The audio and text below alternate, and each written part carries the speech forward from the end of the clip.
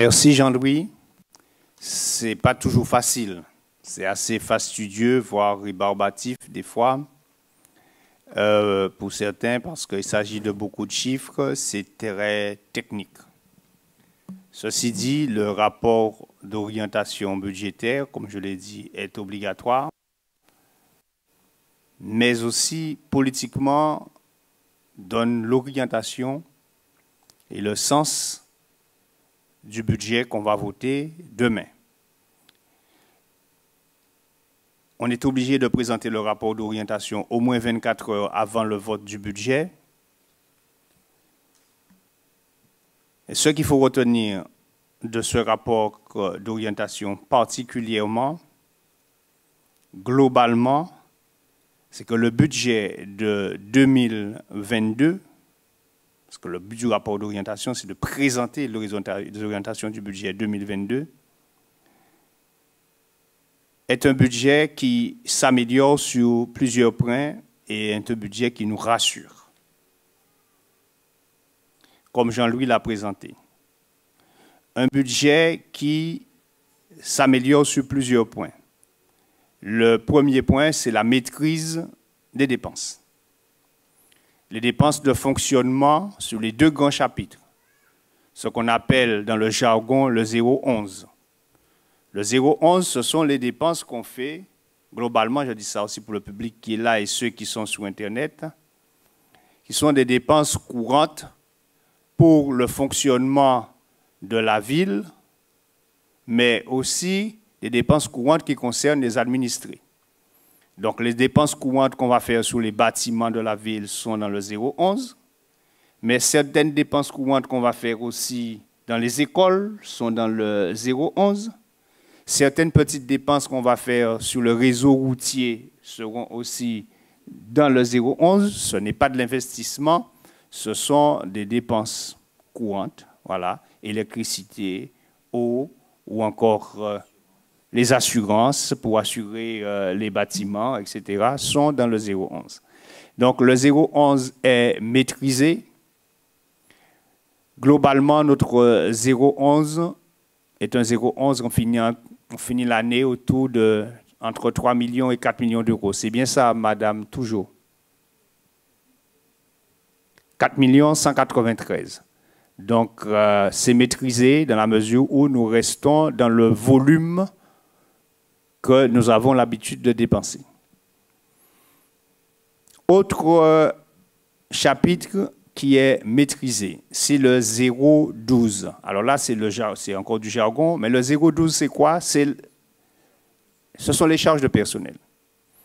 Donc, c'est le salaire qu'on va payer, ce sont les salaires que nous avons payés, mais ce sont les cotisations sociales aussi que nous allons verser aux différents organismes, que ce soit pour la retraite, mais que ce soit aussi pour la protection sociale et par patronal, par salarial.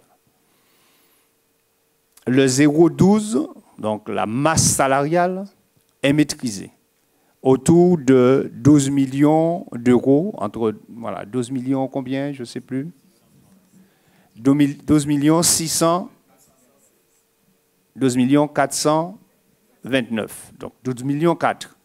L'an dernier, on était sorti, je ne me trompe pas, à 12 millions 6 ou 12 millions 7. 12 millions 7. Donc là, nous maîtrisons la masse salariale, nous prévoyons 12 millions 4, alors que l'an dernier, nous avions dépensé 12 millions 7. On n'est jamais à l'abri, bien sûr, de quelques surprises sur la masse salariale. Il suffit qu'on ait, par exemple, un organisme qui se réveille et qui dise qu'il y a un retard de cotisation, un mauvais calcul de cotisation ou autre. Mais bon, nous pensons que nous sommes à l'abri de cela.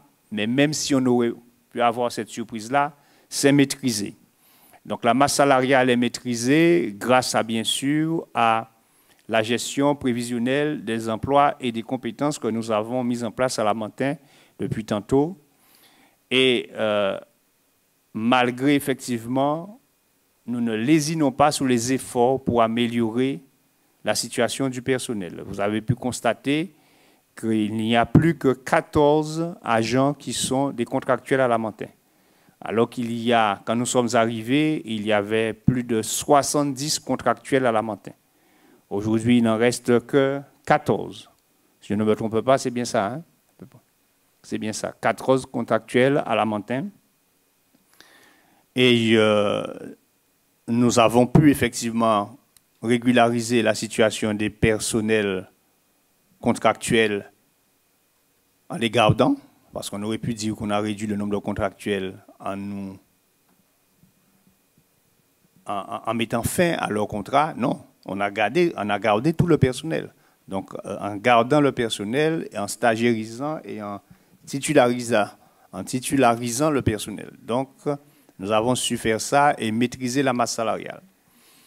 Vous avez entendu effectivement le nombre de départs à la retraite qu'il y a eu. Donc, en fonction de cela, nous allons, M. Guillou, calculer quelles sont les possibilités que nous avons à la fois pour offrir de la promotion et aussi voir quels sont les besoins pour les postes nouveaux que nous pourrons financer grâce au départ à la retraite. Il s'agit pour nous de maîtriser la masse salariale, puisque notre volonté, c'est de faire en sorte que cette masse salariale ne dépasse pas, soit dans une fourchette entre 50 et 60% des dépenses de fonctionnement. On le verra plus précisément quand on verra le budget, mais nous nous situons à quel niveau, Monsieur Guillou, encore, Madame Toujours, sur ce que pèse la masse salariale sur l'ensemble des dépenses de fonctionnement? Nous sommes à 52%. Bon, je peux vous dire que c'est exemplaire en Guadeloupe d'avoir une masse salariale qui est à 52% des charges de fonctionnement, quand on sait que dans certaines communes, c'est entre 60 et 70%, même certaines communes qui sont à 75%. Quand vous êtes à ce niveau-là, vous ne pouvez plus rien faire hein, pour votre population. Vous ne pouvez même pas faire une route, vous ne pouvez même pas améliorer les conditions dans les écoles, vous ne pouvez rien faire. Donc là, ça veut dire que nous avons quand même une capacité d'autofinancement qui pourrait se dégager et une capacité d'investissement. Voilà. Donc, à ce niveau-là, il y a de la maîtrise. Ensuite, vous avez constaté aussi qu'il y a un certain nombre d'emprunts qui vont assez loin. Mais la première chose qu'il faut constater, c'est que nous n'avons pas d'emprunts toxiques. Sur les emprunts, ce ne sont pas que des emprunts que nous avons contractés, c'est nous, on va dire, depuis 2014, quoi. Hein. Il y avait des emprunts qui étaient déjà là avant. Il y a 5 emprunts, c'est bien ça? Sur 5 emprunts, il y a un seul que nous avons contracté. Tous les autres emprunts étaient déjà là. Mais ce n'est pas un problème. La mairie de Lamentin a la capacité de rembourser ses dettes. Et on dit, qui paye ses dettes s'enrichit. Donc nous avons la capacité de rembourser nos dettes. Il y a un emprunt qui prend fin cette année, Madame Toujours, c'est bien cela? En 2022, mais après cela, il faut compter 2026 jusqu'à 2036. Mais nous avons une capacité d'emprunt. C'est ça qui est important, c'est-à-dire nous avons une capacité d'emprunt et nous en avons besoin. Nous en avons besoin puisque nous avons des projets d'investissement importants pour Lamentin. Emprunter de l'argent, contrairement à ce qu'on croit, ce n'est pas un défaut. Et bien souvent dans le langage, les gens pensent que si vous empruntez, c'est un défaut. Parce que quand vous empruntez, vous vous endettez. Et, voilà. Il y a un adage qui dit on ne prête qu'aux riches. Mais je ne dirais pas que nous sommes riches, mais il faut savoir, en comptabilité publique, on ne prête qu'à ceux aujourd'hui qui peuvent rembourser. Donc, si nous avons cette capacité d'emprunt, c'est que nous avons cette capacité de remboursement. Donc, il s'agit pour nous d'emprunter pour pouvoir investir sur les grands chantiers d'investissement. Sur les grands chantiers d'investissement, nous avons une petite inquiétude quand même. que tout le monde a. C'est la flambée des prix concernant le BTP. C'est quelque chose qu'on ne maîtrise pas. La Covid a fait augmenter les prix de plus de 30% sur certains matériaux. Et là, on n'a même pas encore calculé l'impact de la guerre aujourd'hui en Ukraine sur le coût des matériaux. Ça, c'est une vraie inquiétude. C'est une vraie inquiétude pour les investissements. Donc, on en reparlera peut-être après, mais il faut savoir que sur Caillou, nous avons pris 2 millions d'euros de plus sur un projet de 10 millions d'euros. Il est passé à 12 millions d'euros, l'école de Caillou. Et ça, je peux vous dire qu'on ne maîtrise pas cela.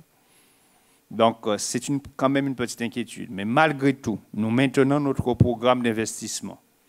Vous avez vu les principaux chantiers sur lesquels nous allons intervenir. Mais je rassure bien sûr le public qui nous écoute et tous ceux qui attendent pour certains investissements, tout n'est pas là. Dans le ROB, ce sont les orientations qu'on donne. Donc, on est sur les grandes lignes. On n'est pas dans le détail.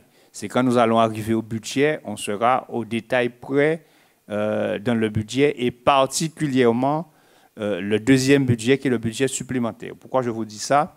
Parce que demain, nous allons voter le budget primitif. Au budget primitif, nous allons présenter que ce qui est en financement nouveau pour 2022 en investissement. Et c'est le budget supplémentaire après le vote du CA qui, bien sûr, reprendra ce qu'on appelle les restes à réaliser pour tous les investissements qui ont déjà commencé et que nous continuons à réaliser. En tout cas, je veux vous rassurer que pour 2022, les priorités sont sur la crèche, la mini-crèche de Pierrette, sur les trottoirs de Pierrette, parce qu'il y a de vrais problèmes d'insécurité à ce niveau-là. Donc, ce sont des priorités claires et nettes à ce niveau-là. On avait déjà mis une priorité sur la route de Montalegre, mais Montalegre, ça a été fait en 2021, c'est ça? Non, mais ça a été fait sur le budget, ça a été fait en 2021. Sur le budget de 2021, on avait dit 2021. Donc 2022, c'est la route de Gros-Sous. 2022, c'est aussi l'amélioration de la route de Chabert. Hein, tout ça, vous savez dire que vous m'avez entendu dire ça en conférence, mais c'est ça notre force. C'est-à-dire quand on dit les choses, nous, c'est qu'on sait que budgétairement derrière, ça va suivre. Ce ne sont pas des promesses comme ça va suivre derrière et que le budget derrière va suivre pour tout cela. Donc, ce sont ces priorités-là. Je verrai avec les services parce que j'ai fait le tour de la commune. Il y a quelques petites routes. On va voir ça, comment on pourra quand même intervenir dessus. Ça ne va pas coûter cher, mais il ne faut pas laisser ces routes-là se dégrader. Je dis cela, monsieur le DGS, il s'agit de la route, la petite route là qui passe devant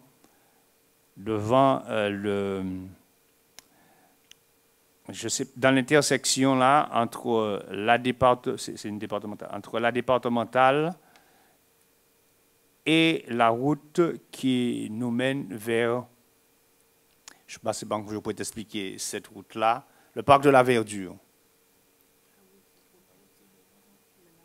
qui mène à Outa. C'est une toute petite portion, mais elle est en train de se dégrader. Et il ne faut pas qu'on la laisse se dégrader davantage. Bon, ça ne va pas coûter excessivement cher. Et pour moi, c'est une priorité, puisqu'elle est énormément fréquentée, très, très, très fréquentée. Donc, cette route-là, il va falloir agir. Il y avait une route que nous avions commencée. Du côté de Routa, c'est rien du tout, mais je le dis. J'ai été interpellé par quelques familles concernées par cette route-là, tu vois où. Et il reste quelques mètres à faire. On n'avait pas terminé. Et je ne sais pas trop pourquoi d'ailleurs. Il faut qu'on la termine. Ce n'est pas grand-chose, hein, mais il faut penser à ça, il faut le faire. Donc je vous dis ça. Voilà. Donc nous allons continuer à travailler, bien sûr, sur le programme des routes.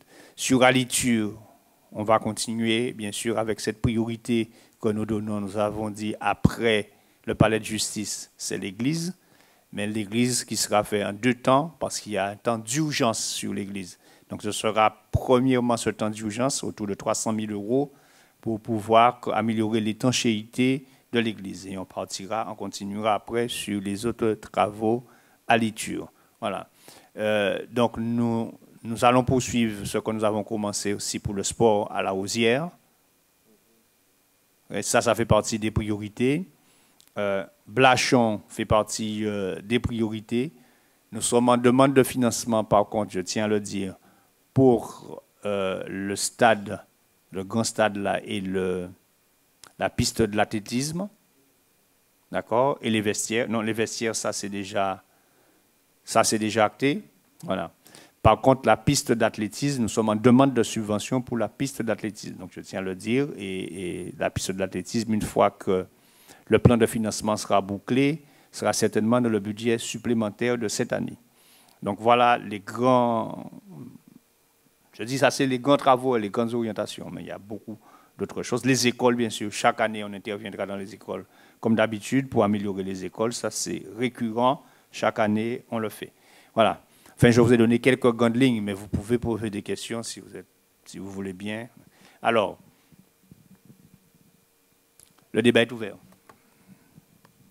Monsieur Promeneur.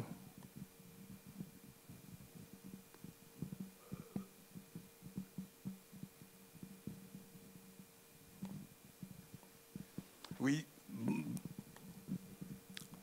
Bonsoir à tous.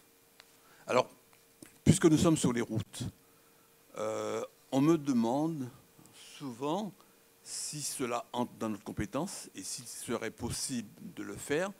La route de Caillou, arrivée au niveau du stop, donc qui arrive vers la nationale. Cette route, sur la droite, elle est défoncée. Les gens demandent s'il ne serait pas possible de faire une signalisation qui permettrait aux personnes qui s'y occupent de faire une file qui va vers la gauche et une autre file qui va vers la droite, ce qui permettrait de décongestionner cette route-là et aiderait les gens à sortir. Parce que parfois, effectivement, ceux qui vont vers la gauche, donc en direction de la Boucan, ne peuvent pas y aller parce qu'il y a des voitures qui descendent. Cependant, il n'y a pas de voitures qui montent vers la Mantin Centre. Et ça pourrait effectivement permettre à ces personnes de passer et dégager les routes.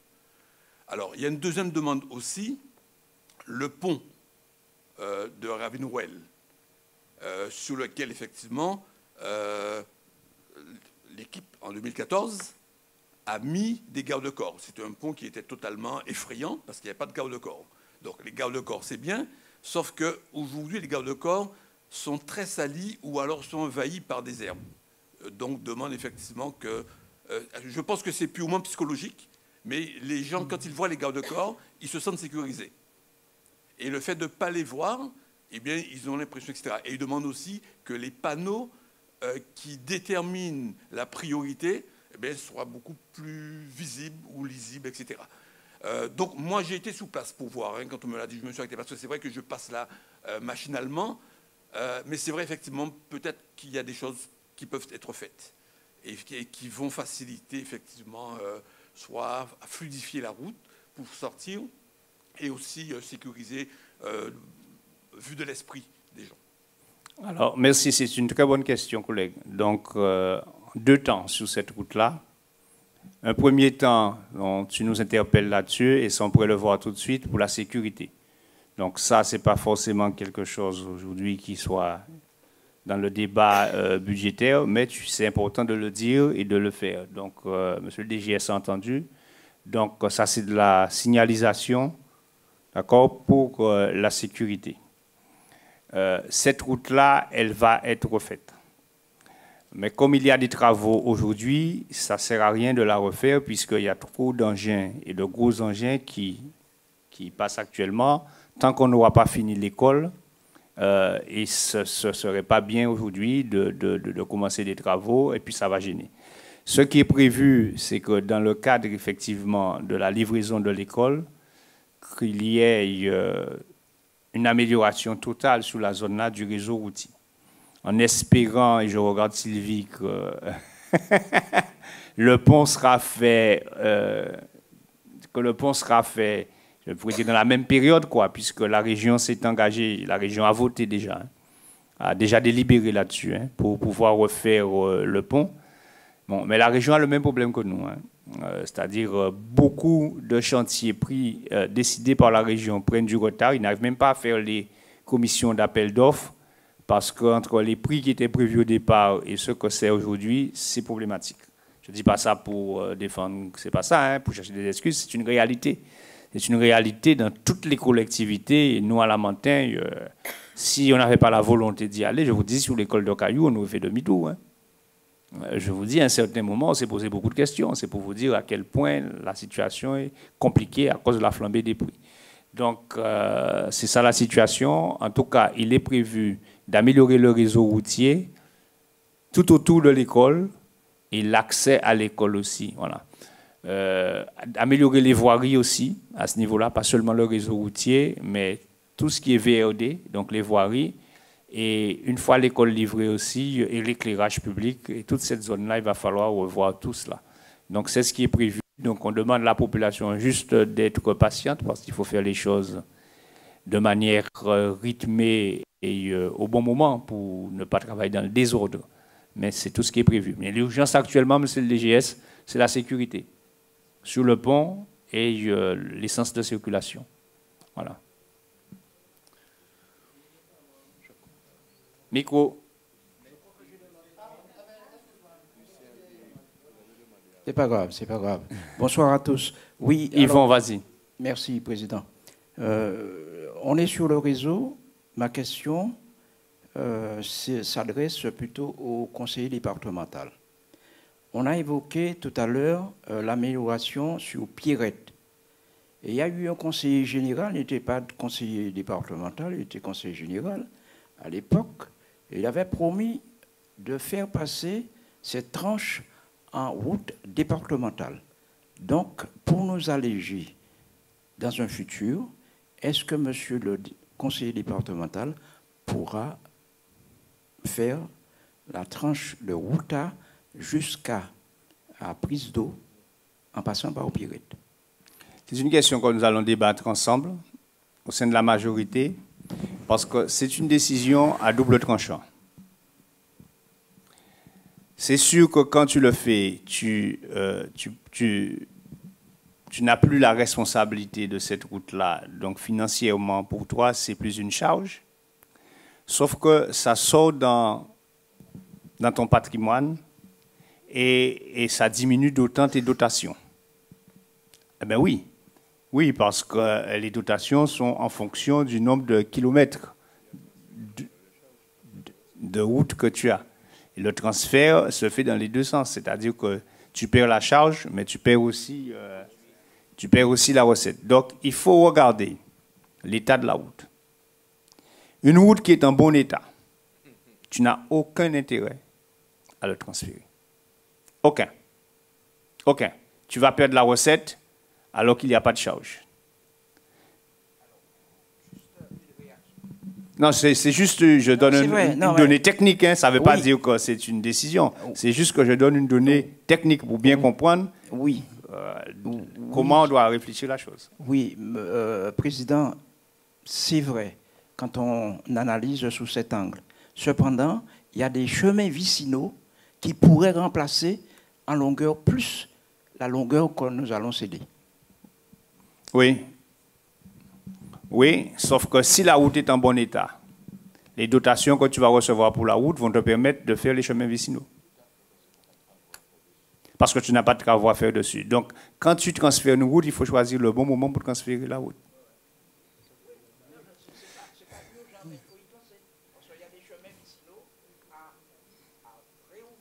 Oui, mais je dis, il faut regarder ce que tu gagnes et ce que tu perds.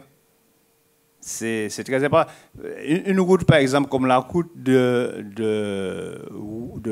Caillou, même si elle vient d'être refaite, on aurait intérêt, elle, à la transférer parce qu'on sait que c'est une route qui va vite se détériorer compte tenu, effectivement, de... Voilà. Mais c'est quelque chose il faut bien calculer cela. Je ne dis pas que ce n'est pas à faire, hein, mais il faut bien calculer. Voilà. C'est qui veut? Annie Génipa. Juste une petite précision pour compléter ce qu'a dit le collègue promeneur. Effectivement, la route de Caillou, c'est une route qui est de plus en plus fréquentée parce que les gens font le détour pour passer, retrouver le pont de la Boucan. Donc, et deuxièmement, je voulais juste apporter une petite précision. L'UDECAG qui est installé là est de plus en plus fréquenté aussi. Il y a de plus en plus de clients. Il y a le marché aussi, tous les premiers samedis du mois. Et la sortie du lotissement, les Hauts-de-Caillou, et l'UDECAG est difficile parce que juste à la sortie de l'UDECAG, il y a un virage quand on va vers Castel et les gens ne peuvent pas voir s'ils peuvent sortir, s'il y a des voitures qui arrivent. Voilà. Donc, je me demandais est-ce qu'il ne faudrait pas installer un miroir de façon à ce que les gens aient la visibilité pour sortir plus facilement de l'UDECAG et du lotissement Les Hauts-de-Caillou également.